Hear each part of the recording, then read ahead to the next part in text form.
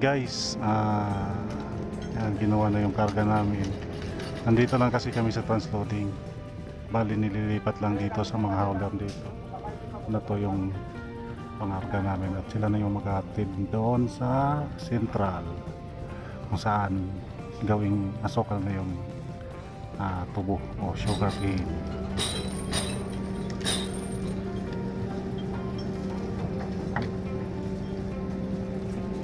Yan, nililipat yan dito. Saan nililipat yan?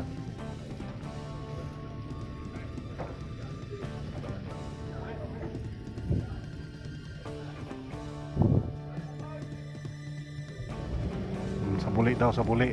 Sabi ng Milonggo, Kalunggo. Sa buli, buli, buli. Sa lubot. Sa puwet daw, lagay. Yun. Yan yung karga natin.